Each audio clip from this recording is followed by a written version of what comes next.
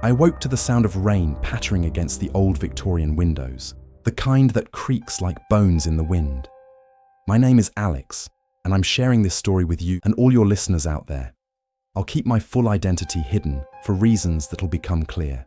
This is about the nightmare my family and I endured when we moved into that cursed house in Salem, Massachusetts, back in October 2018. Let me start from the beginning. Growing up in a broken home in Boston, I'd never bought into all that religious stuff. House blessings, prayers to ward off evil spirits. My grandma used to swear by it, saying it was essential for Christians to cleanse a new place, especially one you'd just bought or rented. But after the tragedy that tore our family apart, a sudden car accident that took my little sister without warning, we all turned our backs on faith. My parents blamed God, and honestly, I couldn't argue. Losing someone you love like that leaves a hole nothing can fill.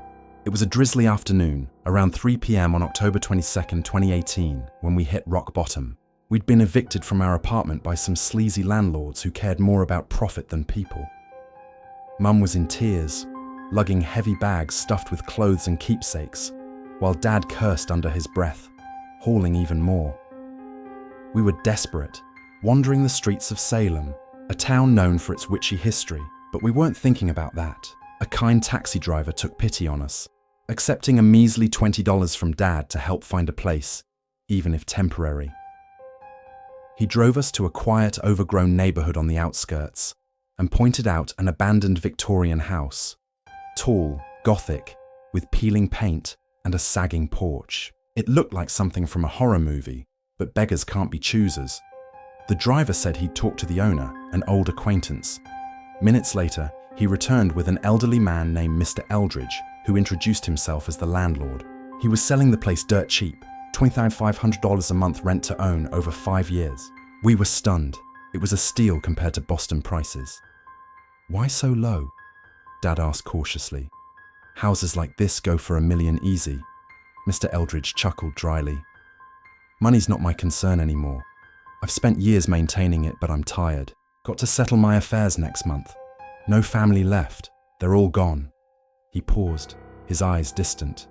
"Just promise me one thing. Get the house blessed once you move in. Chase out any bad vibes."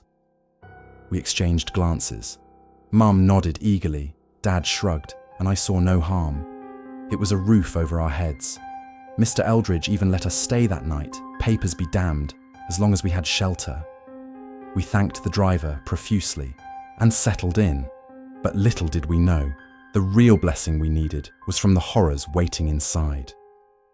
That first evening, after unpacking what little we had, Mum and I explored the backyard garden. Mr. Eldridge called it his little Eden, full of ripe fruits and vegetables. We were broke, so we picked some for dinner: tomatoes, lettuce, apples. It was lush and well kept, a rare bright spot. Around 6 p.m., as the sun dipped, I spotted a little girl peeking from behind the greenhouse. Half hidden, she stared at me, curiously. I started toward her, but Mum called me back. When I turned again, she was gone. In the kitchen, I asked Mum if she'd seen a kid.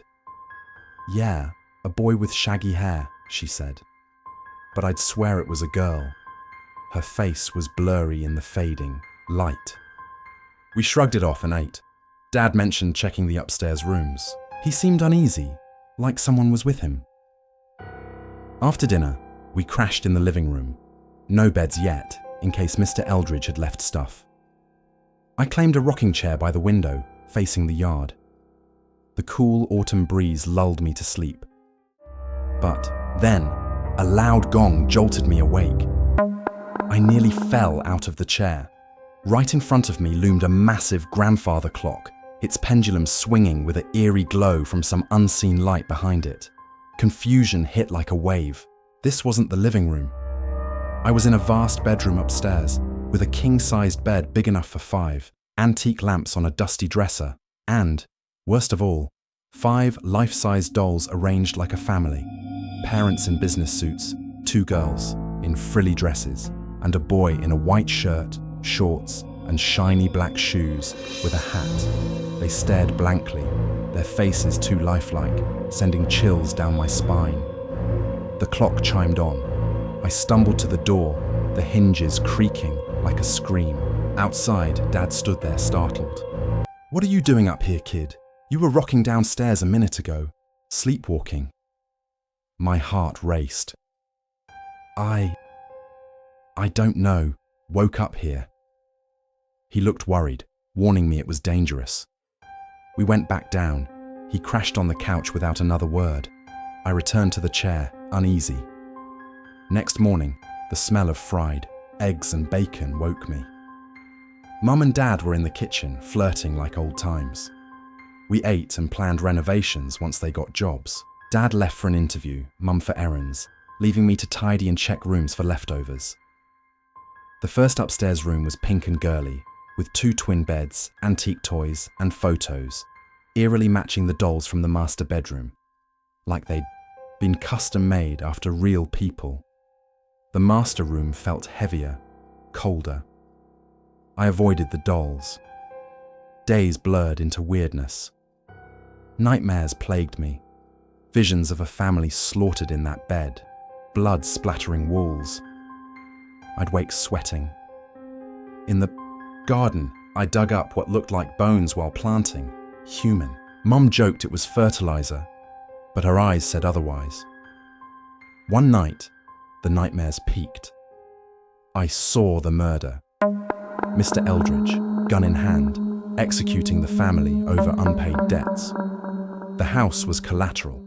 When they couldn't pay, he snapped, confronting. "Mum!" She confessed sleepless nights, hearing screams, seeing doll-like figures. She'd found bones too. "We can't run," she said. "This is our problem to solve. Dad paid for the house already." I insisted on calling the cops. She begged no, feared Dad's reaction.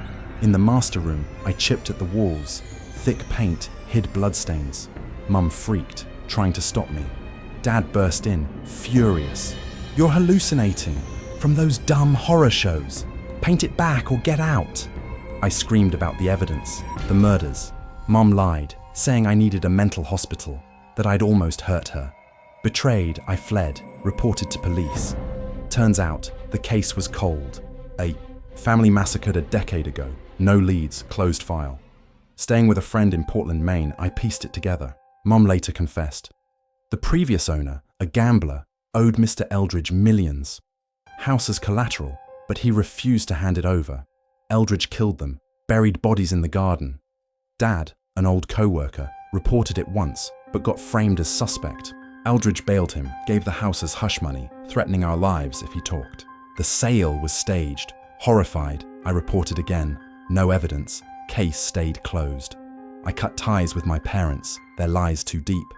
Now in Portland, saving to leave the country. Blessing the house. Friends suggest it. But justice is what those souls need, not prayers. Thanks for reading. Good day to all.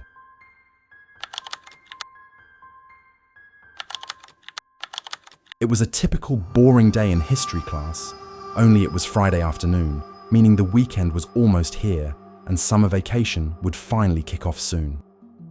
So everybody was fidgeting in their seats.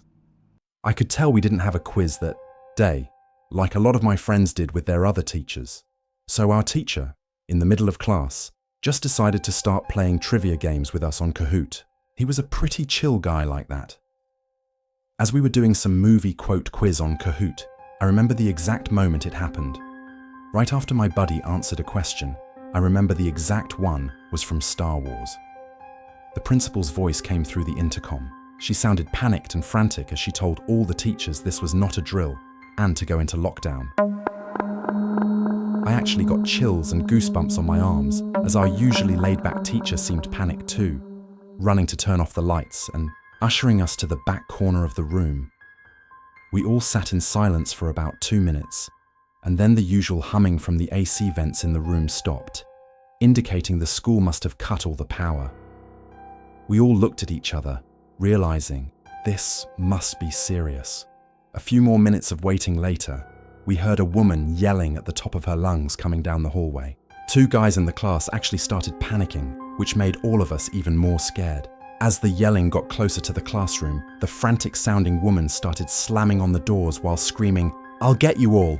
It was at that moment that I started to fear for my life. My teacher hushed us as we all looked at each other to see our peers' reactions. The slamming then moved from the doors to our classroom window, and that's when one of the panicking guys whispered, "No!" The pounding on the window only grew worse as the woman started screaming, "Let me in!" Two of the students in the class were whispering frantically now.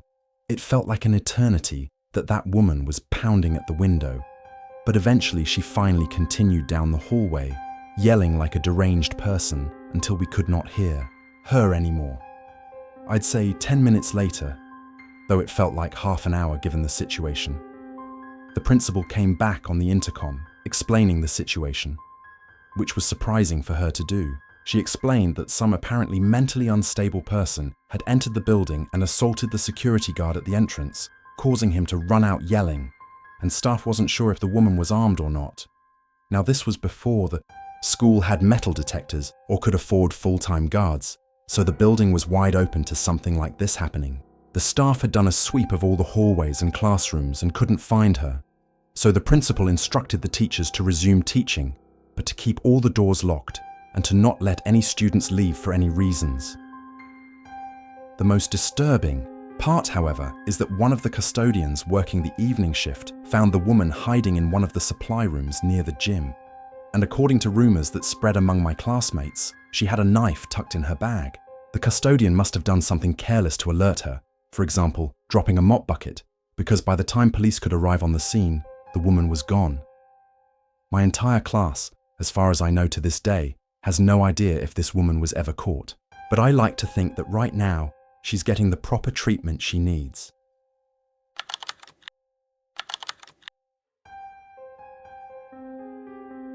I'm 24 years old, just graduated from university, and I recently landed a gig at my old high school in Denver, Colorado, as a tech support assistant in the school's lower level. The lower level of the school is cluttered and chaotic, but there's a small 4-person workspace that's actually pretty decent down there. It has 4 sturdy desks, a couple of vending machines, a projector screen on the wall, and reliable heating, a perk the students and faculty upstairs don't get in the drafty old building, and of course, all the school routers and tech gear. I got the job because a couple of my former IT instructors absolutely loved me. I could actually call them buddies, not just mentors, so they pulled strings to help me snag this position. It's been awesome until something that went down a couple of months ago. My 3 colleagues who share the space with me, Mike, Tom, and Lisa, weren't around at the time. They were upstairs fixing network issues or something. I was munching on my burrito during my break when I got an alert from the main office, saying the school was on lockdown and that someone potentially dangerous had breached the premises. There wasn't much I could do other than flip off the lights, because as cozy as this workspace is, it doesn't have a proper door, just an archway. And the door to the whole lower level didn't even latch properly. For my own safety, I did shut off all the lights and my monitors. I kept my phone nearby, messaging Mike and Tom, but they didn't reply. I hunkered down there in the dim light, scrolling social media on my phone for like 30 minutes, waiting for the all clear from upstairs. Had no clue what was unfolding above. I couldn't hear anything from down here, but I wasn't supposed to contact anyone until the lockdown lifted. Then, the heavy lower level door squeaked open, the sound bouncing off the concrete walls and into my area. I froze in my chair, wondering if I should yell for Mike or Tom. I was dying for some updates. Someone then hurried down the steps, and their footsteps were heading straight for my workspace. I shoved my chair back and ducked behind a stack of boxes. Somebody stepped into the space but didn't flick on the lights. There was just dead quiet. I can't even put into words the terror I felt. I thought if I breathed too loud, it'd be over. Suddenly, my phone buzzed with a notification. I felt my heart stop as I bit my lip in dread. Footsteps suddenly shuffled nearer to me until I finally bolted out from my hiding spot in surrender, pleading with whoever it was not to hurt me. And just then, someone yanked me to my feet. It was some lady in a blue hoodie, sweatpants, and a baseball cap. She said, "It's all right. I'm just hiding out down here too." "What's happening up there?" I whispered to her. She sort of brushed off my question and asked if there was a back way out down here. I said yeah, through that hall. Before she could move, I asked her, "Who are you?" There was a short pause before she started saying she was there to drop off supplies when a staff member told her to find cover. After her story, I glanced at my phone and saw the message was from Tom. It read, "Man, this is insane. Some woman with a knife stabbed Ms. Harlan. She's in a blue top and cap. Stay put down there." I was about to read that text aloud to her until I realized. I looked up and felt ice in my veins. The woman seemed to notice my horrified look. In a panic, all I could do was sprint for the stairs. A sharp crack rang out through the lower level and I heard something shatter in the shadows. But thank goodness, whatever she threw missed me and I made it upstairs. Luckily, cops were stationed at every exit, including the lower level one, and nabbed the woman the moment she tried to slip out. More good news. Our instructor, Ms. Harlan, pulled through the stabbing. It was later figured out that the woman and Ms. Harlan had some old grudge for whatever personal drama, but that was kept private. All we know is that Ms. Harlan couldn't have done anything to deserve that level of rage, and I know the echo of that chaos will stick with me forever.